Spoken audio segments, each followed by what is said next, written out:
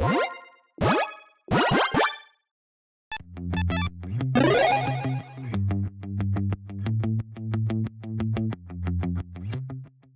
everyone, Mitch coming in for the Commander Score Studio. Welcome to the show.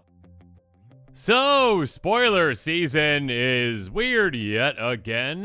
Yesterday we got some Jumpstart spoilers, so if you haven't seen those, make sure you check those episodes out, including the one on Ardos Cobbler of War, a fantastic spoiler, but don't leave just yet. Because while Brothers War spoiler season isn't supposed to start until Thursday, it's currently Tuesday, and we have some spoilers. Wizards, there's this thing called a schedule, and maybe you should look into it, and kind of what exactly it means. Nevertheless, this is a very exciting spoiler that has me saying, finally, finally, finally. So with all that said, blame Eddie in the comments below if I make any mistakes on this episode, and let's jump into it.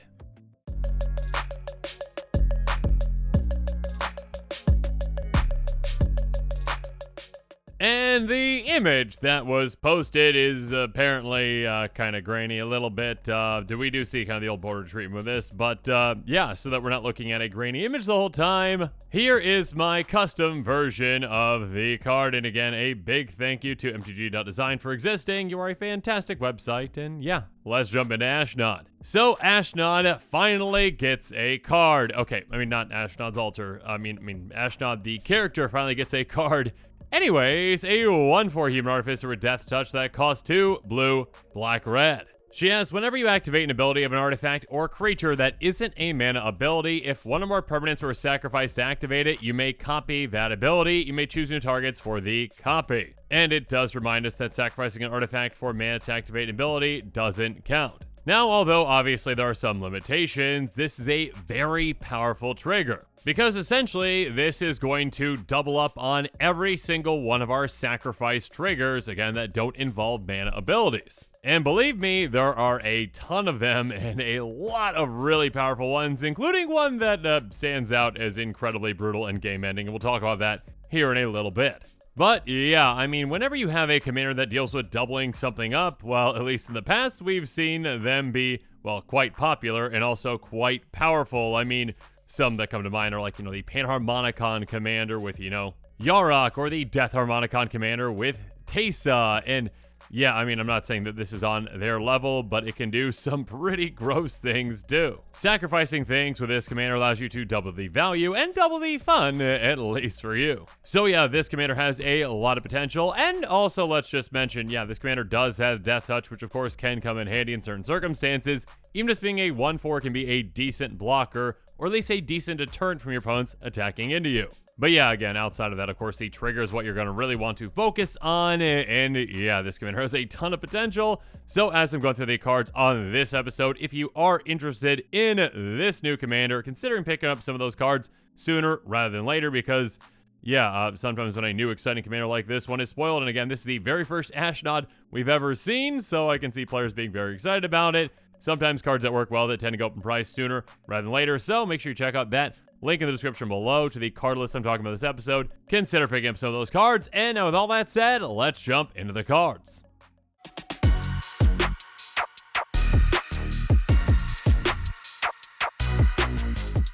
And the first card that comes to mind that shows off just how powerful this commander can be and how brutal this commander can be built, Mindslaver. Yeah, this is already a gross card, and with this commander, it is twice as gross. It's a legendary artifact for 6 that has pay 4, tap, sacrifice Mindslaver. You control target player during that player's next turn. So gaining control of one player is of course a very powerful thing. You can essentially, waste cards in their hand, use their own removal spells on their own things, tap down their lands so they don't need to be tapped down. Just basically make every wrong decision for them, swing at your other opponents as well, and just leave them wide open. But now, with this commander again, you get to do that twice. And really quick, I probably should have mentioned this earlier. Yes, it does have, 4 tap.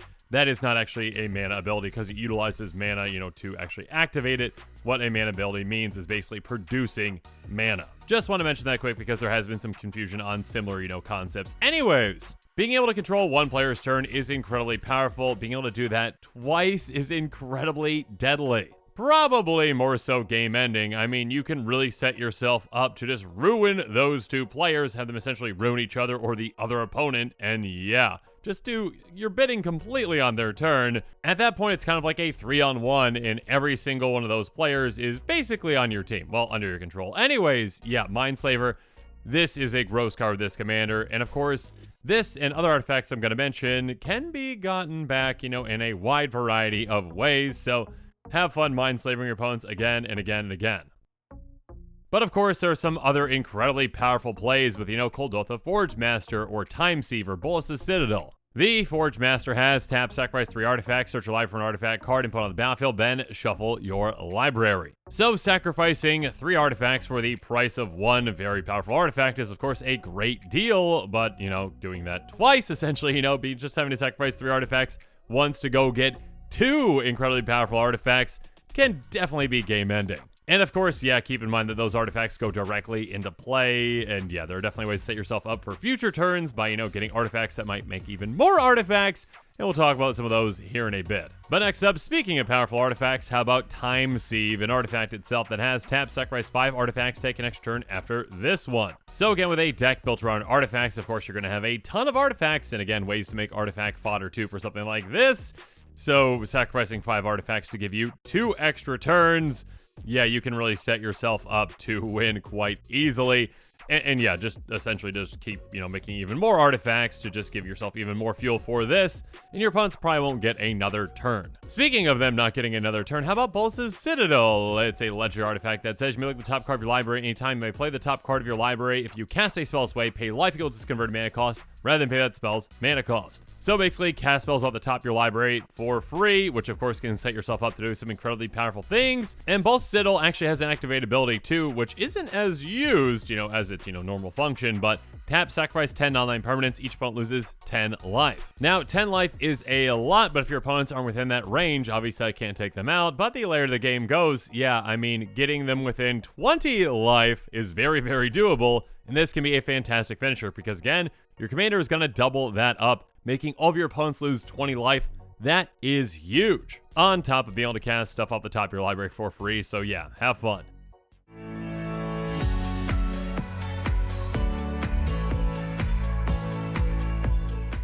And speaking of having fun, of course I've got to mention Wayfarer's Bauble. Pay 2 tap and sacrifice to get a basic land in a play tapped. Yes, of course, Ashnod loves the Bauble and cards like it. Yeah, basically, doubling up your land ramp with this if you're getting this out later. 2 mana to get 2 lands, what's not to love? Or how about Burnished Heart, which of course has pay 3, sacrifice it to life for 2 basic land cards, put them on the battlefield tapped, then shuffle. Again, paying 6 mana in total, 3 for that sacrifice ability, you are going to be getting 4 lands thanks to this commander, so that is some massive ramp to help set yourself up for even bigger turns. Speaking of which, there's even a land that this can impact as well with Treasure Vault. It, of course, can tap for a colorless, but what we care about is pay XX, tap, sacrifice Treasure Vault, create X treasure tokens. So this can set yourself up for a very explosive turn. I mean, again, normally you'd be getting half the amount of treasures for the mana that you put into this, but basically now you're just getting 1 for 1 because our commander is going to double that up. And although treasures aren't, technically really ramp, I mean, they are like temporary ramp, getting you just a boost ahead of your opponents. That can be a game decider right there. Just, essentially kind of doubling up your mana for your next turn can be huge. So again, although our commander doesn't work with, obviously, mana abilities, it does work with ways to get more mana, like getting lands or getting treasure tokens. Speaking of mana abilities, we can talk about cards like Mind Stone and Commander Sphere, which, yes, are fantastic mana rocks that, have, ways to tap for mana, and that has nothing to do with our commander, except for, just being, a great card for a lot of decks out there. But yeah, they also have abilities to be sacrificed, which can come in huge with this commander. Mind Stone has tap for a colorless, pay 1 tap and sacrifice it, draw a card, and Commander Sphere can tap for 1 mana of any of our colors, and we can sacrifice it for free to draw a card. But again, our commander is going to double up on the efficiency of those draws, again, drawing 2 for each, which is huge. The incremental value that our commander can give us throughout the game can just really add up. And speaking of value, I mean, Trading Post does a lot of things. Here we go. Pay 1 in tap and do 1 of 4 things. Discard a card, you gain 4 life. Pay 1 life, create a 0/1 goat creature token. Sacrifice a creature, return target artifact card from your graveyard to your hand. Sacrifice an artifact, draw a card. So again, if we are utilizing either of those last 2 abilities, we are sacrificing something. So yeah, we can bring back 2 artifacts from our graveyard to our hand by sacrificing a single creature, which is massive for a deck that is going to revolve around utilizing a lot of fantastic artifacts. I mean, just think about getting, Mindslaver back in something else. Good luck, opponents. Or, if we do need to draw, sacrificing artifacts can be great as well, drawing 2 cards for the price of 1. So yeah, especially with artifacts, this commander has a lot of value potential.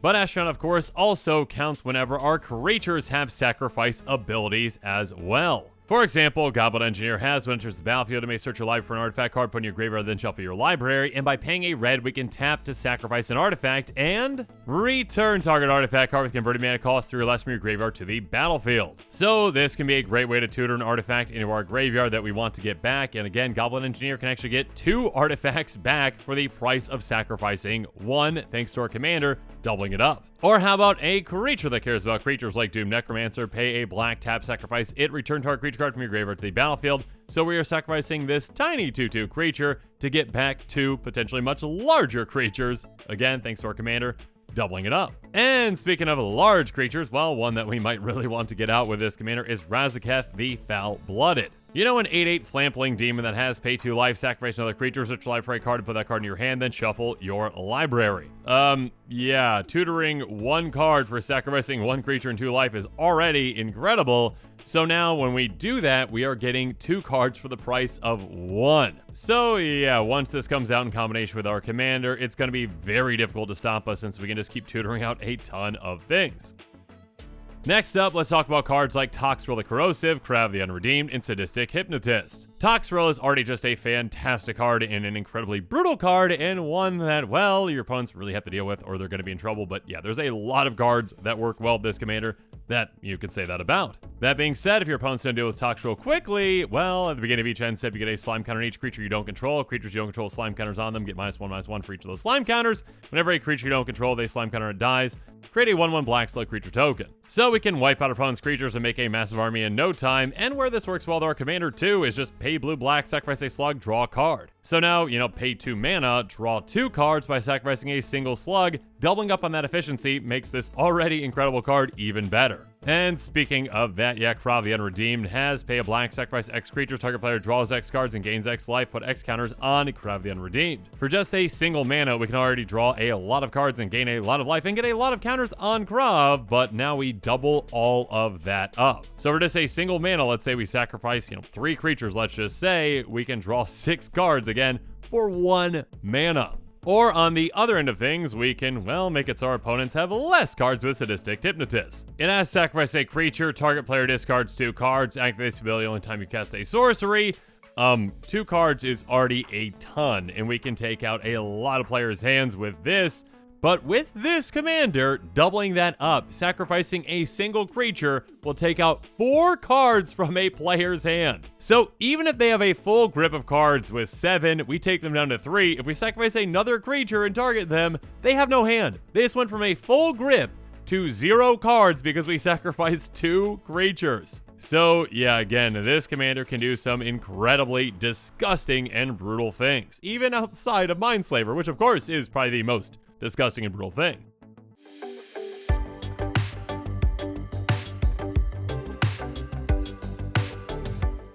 Finally, another thing to consider, like I mentioned, this commander does have Death Touch, so there are some things to consider with that. So let's talk about some cards like Viridian Longbow and Chandra's Ignition. Viridian Longbow has equipped creature as tap. This creature deals 1 damage to any target. By throwing this on our commander, now this is just basically, hey, tap, take out whatever creature you want to take out. Again, because 1 point of Death Touch just equals, death for pretty much any creature. Unless the creature, can regenerate or has indestructible. You know what I mean. Anyways, most creatures this will take out. Or we can just take out a lot of creatures, pretty much every creature on the board except for our commander with Chandra's Ignition. It says target creature you control deals damage equal to its power to each other creature and each opponent. So of course, this one can be a great way to just say, let's just wipe the board. Things are getting a little ugly out there.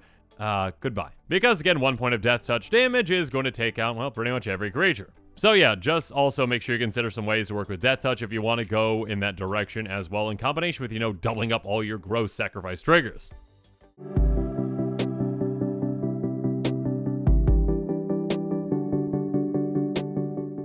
But now as this episode is coming to a close, it's time for me to give you my final thoughts on Ashnod the Uncaring. Again, like other commanders that double up things, you can get an absurd amount of value out of this one. Doubling up sacrifice triggers can be huge and brutal, especially with, again, cards like, Mindslaver, which, yeah, already is a gross card. Doubling up on the efficiency, doubling up on the grossness.